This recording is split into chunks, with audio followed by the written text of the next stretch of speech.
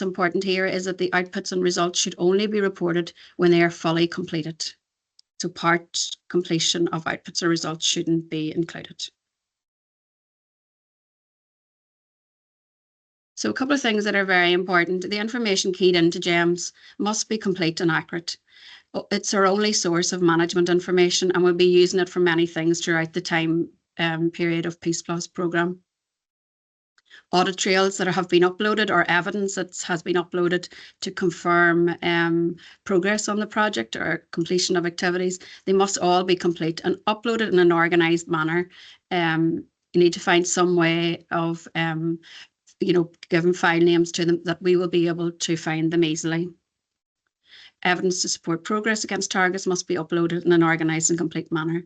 SEUPB will use this management information to report to stakeholders, including the European Commission.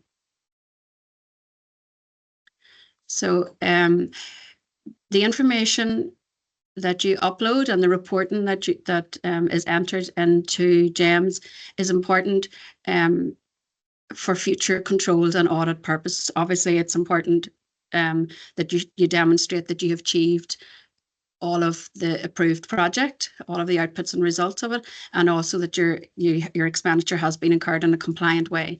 But you will be subject to various audits. So this is why we need it to be complete and accurate. So you will have a management verification by your appointed controller. You will also have RJS who will verify the outputs. You will be subject to on-the-spot checks, supervision checks by the managing authority, and audits from our PEACEPLUS audit authority, and potentially the European Court of Auditors. So all projects will have management verifications by the appointed controller. They will also have verification by JS and supervision checks by the MA. Not all projects will have an on-the-spot check. Not all projects will be included in audit authority checks, and a potential that we may not have European courts. But there is also a potential that your project could have all of these audits, be subject to all of these audits. That's why you need to be aware of them, and in your daily work, make sure that your audit trails and your paperwork and your reporting is accurate and complete. And this leads us on to retention of documentation, because those audits may happen. Some of those audits may happen after your end date. So each partner is required to retain documentation related to the project for a minimum of 5 years from the 31st of December of the year in which the last payment is made to the lead partner. So if the last payment is made to your lead partner in November 29, so the last payment to your lead partner is in November 29, that means that you need to retain your documentation to the end of December 2034. So 5 years after the end of the year in which you received your last payment. Now, there will be situations throughout this programme period that the retention period for your project specifically may be extended. So longer retention periods may apply in the case of state aid, legal charges, or in accordance with national rules. So your lead partners will be notified of that, but it's just to make you aware now at this stage.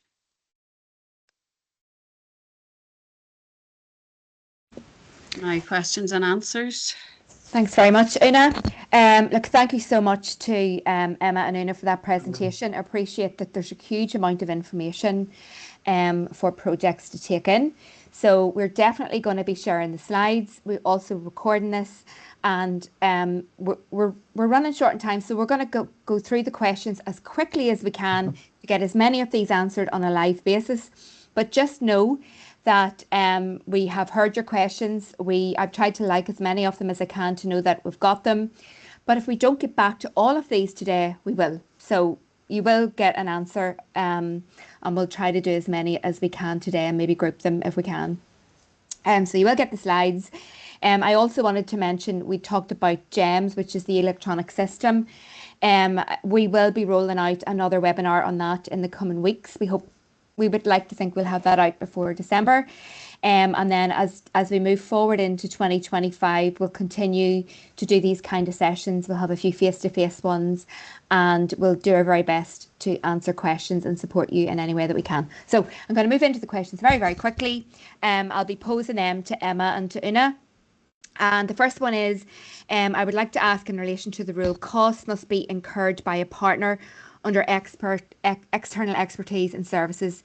We have budgeted for the travel and subsistence costs of key stakeholders to attend key project events. We had envisaged the stakeholder would incur the travel accommodation costs and the project would then reimburse. If that is the process we employed, would the expenditure not be eligible?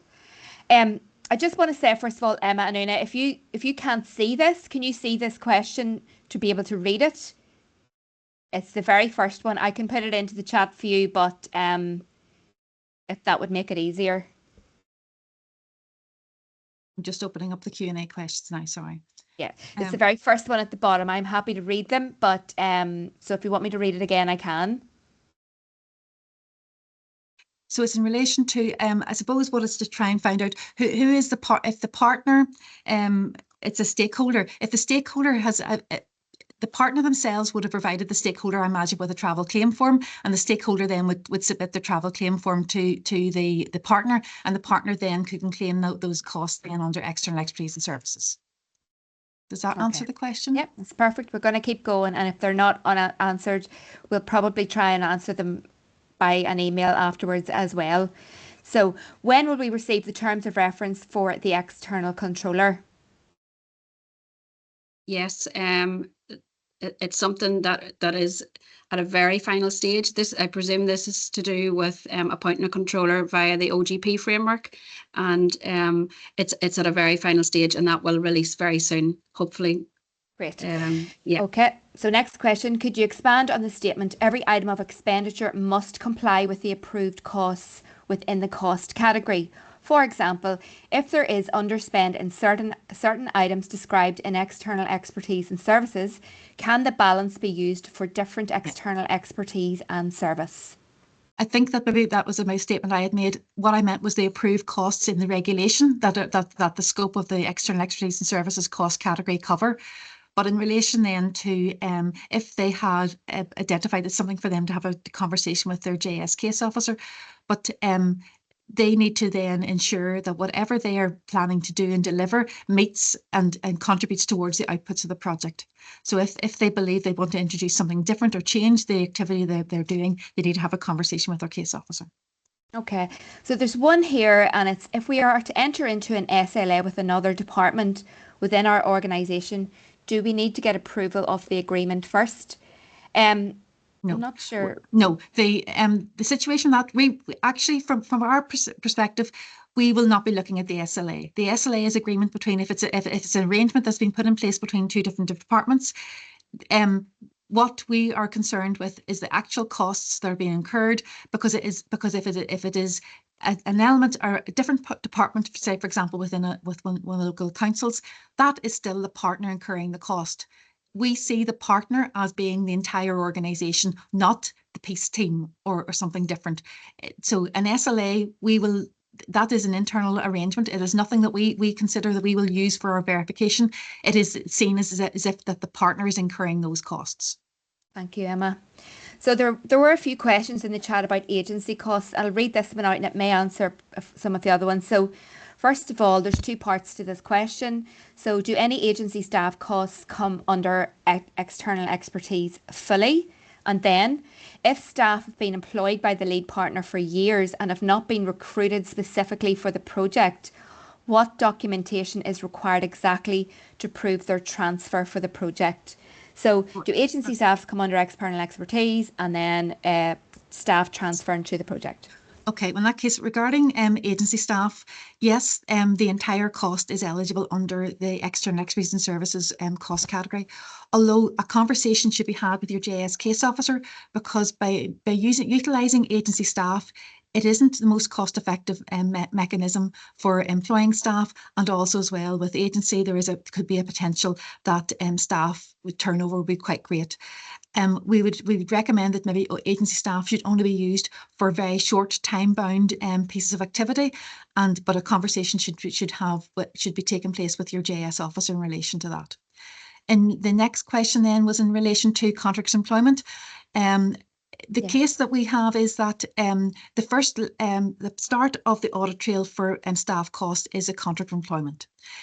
we do not look at recruitment, but recruitment documentation should be retained if it has to be inspected at some point.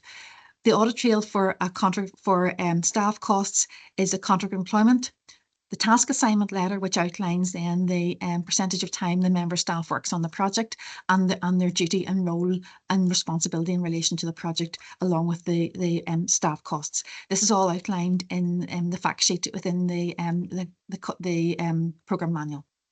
Thank you, Emma. Okay, so we're now so the 4.5% travel rate. If an organisation incurs travel spend, but the spend falls below the flat rate level, so say the actual spend equated to 3.5%, is there a process in place for those underspends? No. No. We already determined the flat rates have been approved, and you have to live within those within your project. Perfect. There's a similar question further on the other way around, but we'll come to that. So the next one then is, so we're now, I suppose, really, can you clarify the point around equipment? So depreciation and assets.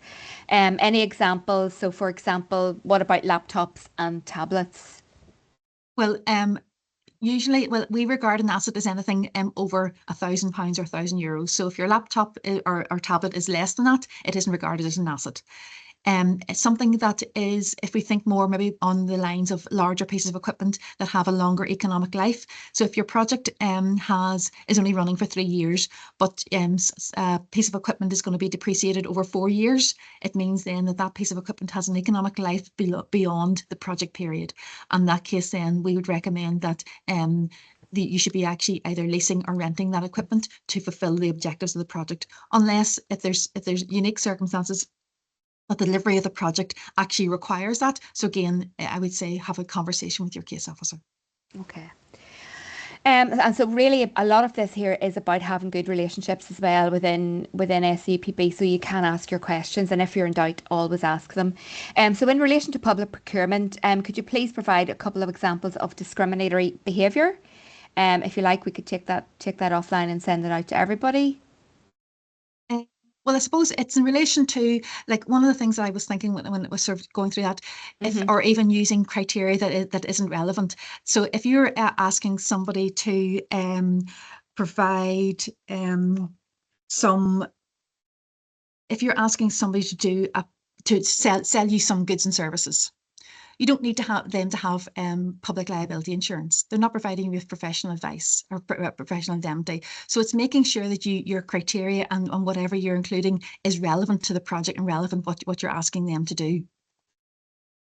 Okay. Something that will discriminate against something that then isn't required. Perfect. So now we've got one. Is variance allowed between cost categories? If so, what's the percentage allowance? So I think you mean moving money between budgets.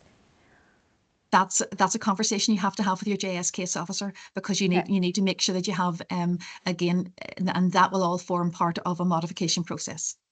Yep. Okay. Our partners have a budget for staff costs only. All the external expertise and equipment are in our lead partner budget. So rather than transferring a budget to them for sundries when running education programs and workshops, we would constantly be reprofiling. This is quite so we were considering providing them with a prepaid debit card so that expenses are defrayed from our bank. Is this allowed? Assuming they follow proper procurement and retaining invoices and receipts. This sounds as if it's a project which is one of the 3.2s, which is staff cost plus 40%.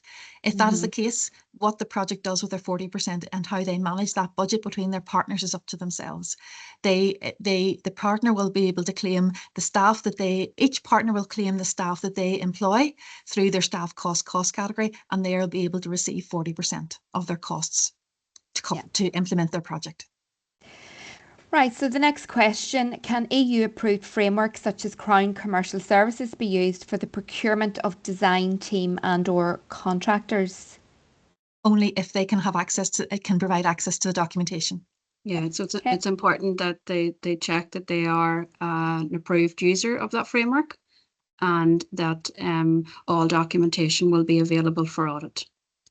Perfect. And it's up to the partner to obtain the documentation for audit. SEUPB will not be responsible for obtaining that information, because that information has to be uploaded to the lines of expenditure to support their claim.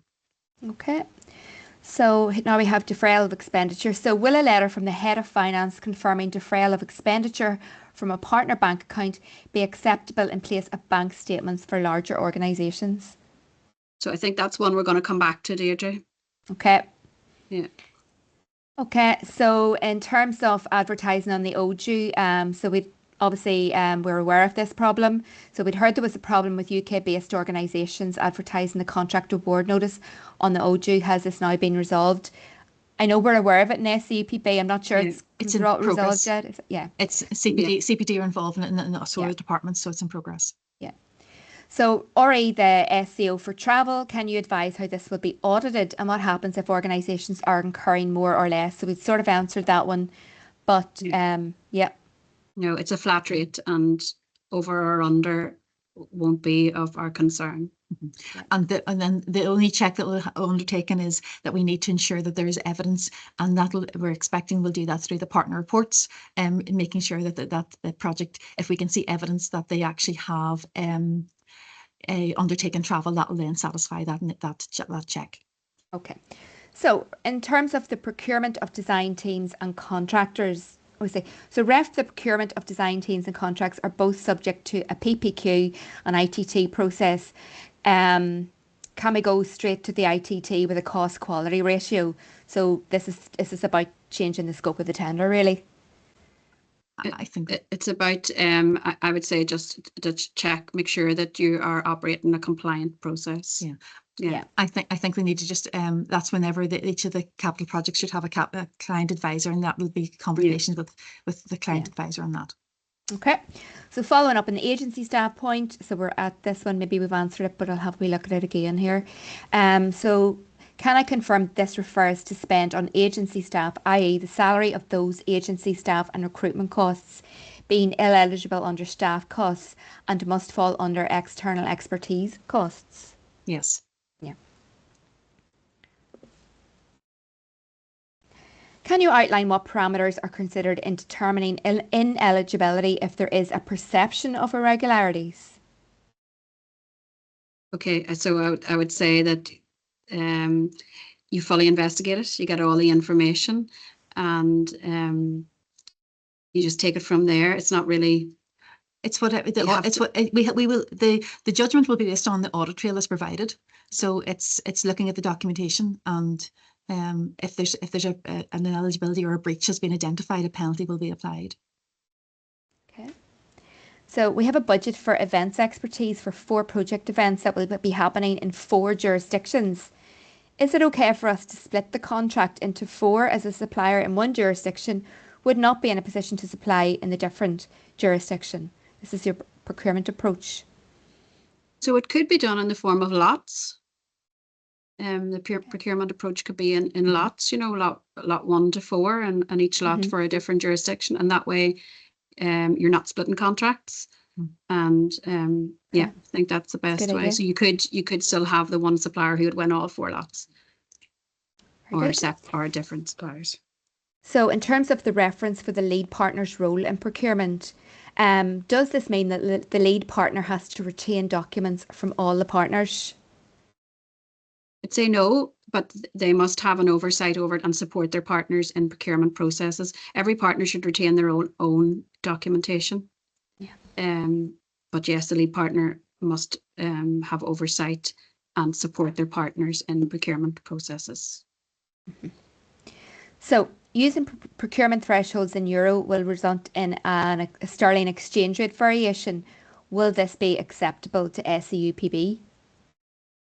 If it's fully documented and the evidence is there. So just repeat that one again. Sorry. Yeah. So using the procurement thresholds in euros will result in a sterling exchange rate variation. Will this be acceptable to SEUPB? Well, what the guidance is that if you convert your sterling, once you've estimated your contract value and you know when you're going to be advertising that contract, you use the European monthly exchange rate to convert your sterling value into euro, and you will retain evidence of that to show that then, well, what was the euro value of that contract, or the calculated euro value to be, and then you would take the appropriate procurement action. The converting it into sterling is at the time of award, the time of publication is to determine if you've taken the appropriate procurement action.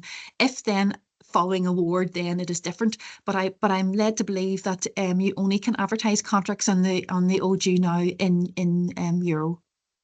Thank you. Okay, so do partners have to include all documentation for each line, regardless of what is sampled? Yes.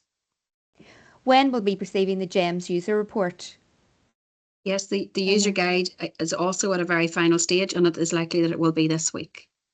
Brilliant. And we are going to have a webinar as well on GEMS. So yes, we are. Is there room for partners and controllers to discuss expenditure before a final certification is decided if there are queries? So I suppose the relationship between the controller and the lead partner, they can develop that relationship into it. It will be dependent on the controller whether they want to factor that time into the process of submission of claims and them reviewing it and certifying it. But during the controller's check, they will be talking to the partner. So in order, if they need to satisfy themselves regarding the eligibility of those costs, it's for the partner then to have a conversation with the controller. If the controller has any concerns, the controller will be advised to liaise with their partner, to make sure they have in possession of all the facts before making a decision. So this query might be though about it might be about maybe speaking to the controller before the report is actually submitted to make sure that the expenditure going on is compliant and eligible. I mean, that's a relation that projects will have to work that out with their controller. Okay.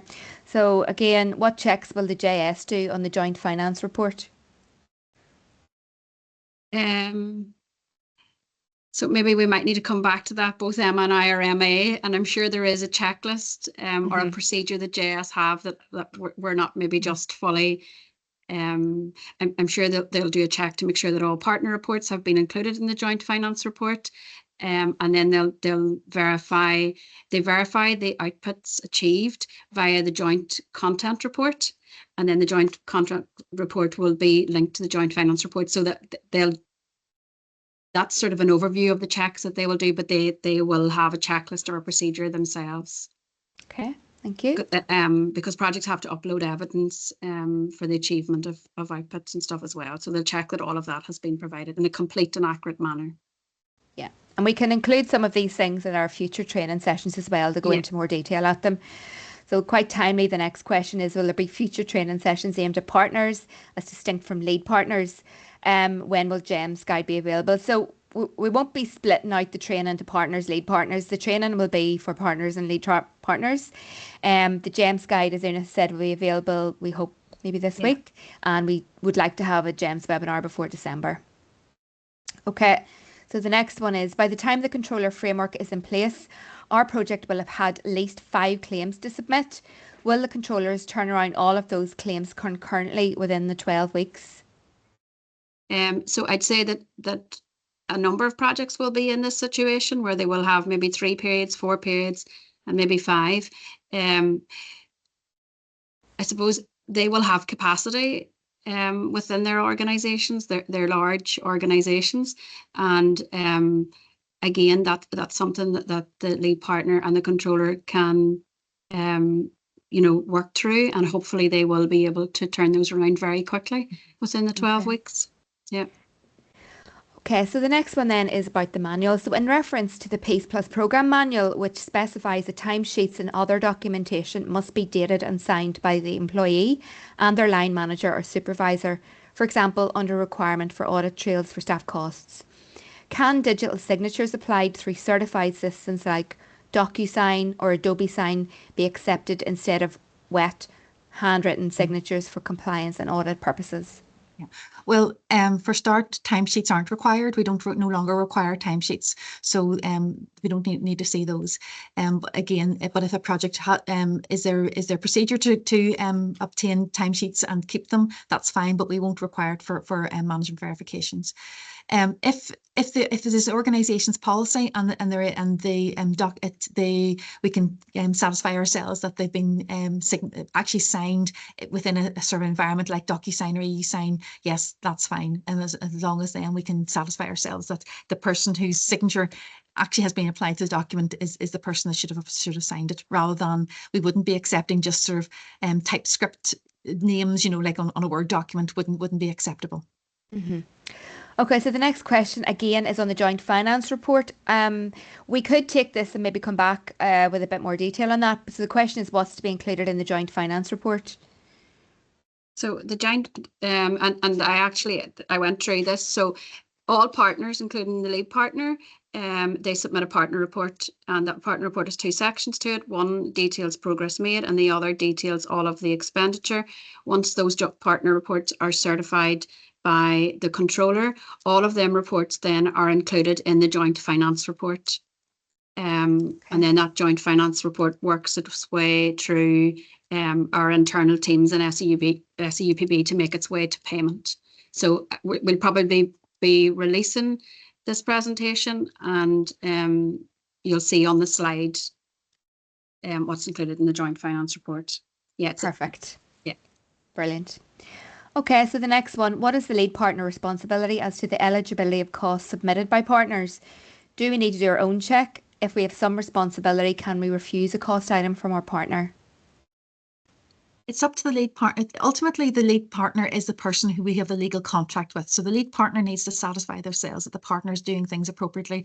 Because if at the end of the project and after all payments have been made, it'll be the lead partner who will have to return monies to SEUPB. So they actually have the legal contract is with the lead partners. So the lead partner does have to satisfy themselves, and lead partner should be ensuring that the partners are all working together towards the joint aim of the project, because after all, we're funding projects, not partners.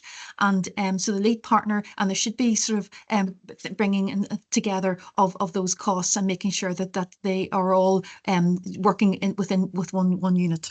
So they need to make sure there's robust arrangements in place to satisfy themselves, and that's one of the things. Each of the projects should have a partnership board, and things like that should be considered at that. And there's a partnership agreement as well, which outlines then the responsibilities that we would have with the lead partner, but then what responsibilities then the lead partners cascading onto the partners. Okay. Local action plans. Do lead partner part-time employees need to submit timesheets? We've covered that. Yeah. So when the terms of reference are received for the external controller, will lead partners know a total cost, or will we have a budget uncertainty from controllers just providing costs per hour with unknown hours over the course of the project lifespan? Una? Yeah, so there will be, so we will assist in establishing that contract value, and the contract value is made up of a fee per management verification. Okay. So yeah. In terms of procurement and advertising in NI and ROI, would the local authority action plans be considered as a single jurisdiction? So you need to make sure that all of your single jurisdiction, if your activity takes place in one jurisdiction only, and if you have no partners in another jurisdiction. So that is included in the program manual. So if you have any cross-border activity within your project plan of activities, it's best to advertise in both jurisdictions. Yes, and we've seen in the past, for example, a local authority that maybe they were single jurisdiction and they had no partners in the jurisdiction, but the subject matter of the piece of work related to cross-border. So therefore, you need to ensure that the subject matter of what you're doing, if it was research or the activities, if it has an impact in another jurisdiction, you need to advertise in that manner. But one of the things as well that we would also say is that even though you're a single jurisdiction project, and this is very sort of mindful of projects that are in the border region, that if you need to make sure that you're inviting all economic operators that can deliver the goods or services to you. So in some instances, if you were in a border area and you know there is providers in across the border that could provide that service to you, there isn't a particular program requirement, but you should be ensuring that you actually don't disadvantage anybody in another region or anybody in another area, or making sure, for example, if you only advertise in your own geographical area and you got limited responses back, the question could be as well, actually, if you had gone because you could have had builders or whatever it was in another area, that why were they not invited, not involved? when it comes to procurement, you should be ensuring that you open up and you invite as many operators as you possibly can to make sure that you have as open a process and unbiased process that you're looking to appoint the best supplier. Good advice. Okay, so we've got we're close to our time here. We're going to hang on for another 5 or 10 minutes here to see. So if anybody wants to stay on the line, we'll be here for the next 5 or 10 minutes and we'll try and get through a few more questions. So if the final claim has to be submitted to ensure that FC can submit their invoice before the end of the funding period, how do projects then seek reimbursement of costs incurred between final claim and end of funding period? For example, staff and the FC invoice costs for work on the final claim. That's a conversation to have with your JS case officer, because I know that they have actually been, I think, in cases where they have determined like an end date for project activity and then an end date for the project. So there could be 2 different dates, one date by implementation to have ceased by and all activities, and then the technical end date would be the date by which then all costs were to be incurred by. So that's a conversation. If they're not aware of that at present, they should have a conversation with their JS case officer. Okay. When will GEMS be ready to upload claims, and if partners have already started to incur expenditure, how should this expenditure be recorded in the meantime? So what we'd say is that GEMS is ready. Your project needs to be in a contracted state, so it will approve. So there are various states, so that might be submitted, approved, and then contracted. So once you have a contracted state, GEMS is ready to submit partner reports. Now, you will need the user guide to help you because there's very detailed information in that and guidance on how you submit your partner report. Deirdre, what was the other part of that question? Yep. So, will GEMS be ready to upload claims, and if partners have already started to incur expenditure, how should it be recorded in the meantime? So I suppose that's an internal arrangement for your organisation, you know, whether you record it through a cost centre within your organisation.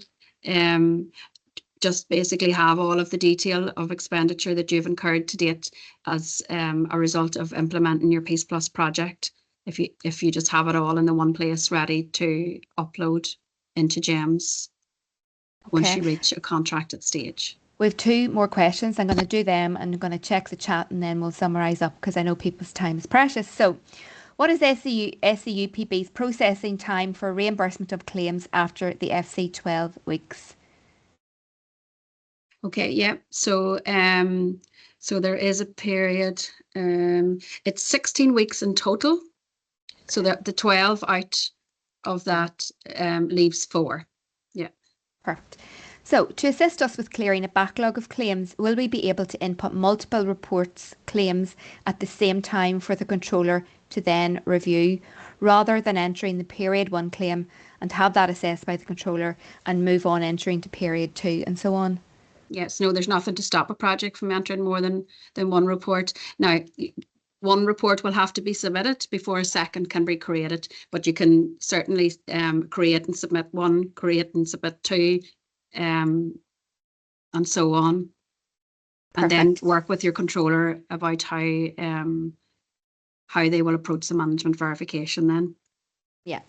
Okay, thank you so much. I'm going to go through the chat here for a second. We have a question here about, and I'll answer this for the lead partners and the partners. Yes, of course you can invite the partners to any webinars that we have. That's completely fine. Our job is to help you, and if that helps you, then absolutely yes. We will be collating all of these questions. What we're going to try and do is categorize them. We have a portal where we will share webinars and FAQs, and these questions and answers, along with the ones from the session that we had in October, will be collated and put into that area, and we'll keep you appraised of all of that. So in summary, you're going to get the slides and the recording probably quite soon, and we'll be working on the FAQs to get them out in a nice tidy way to you, but you'll also have the answers on this recording as well. And look, we've a lot of people on the call today. Really, really appreciate all of the questions and the interaction. I feel like that is what makes this really valuable.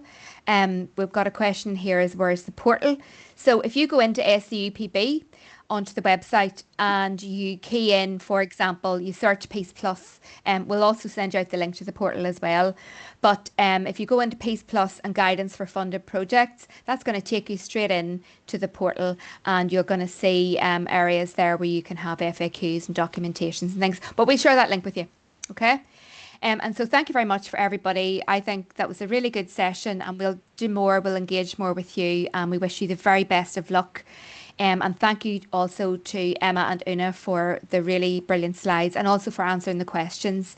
And we'll do our best to keep in touch with you. So thank you very much. Have a great day, and we'll see you soon. Thanks. Bye-bye. We'll stay on for a minute.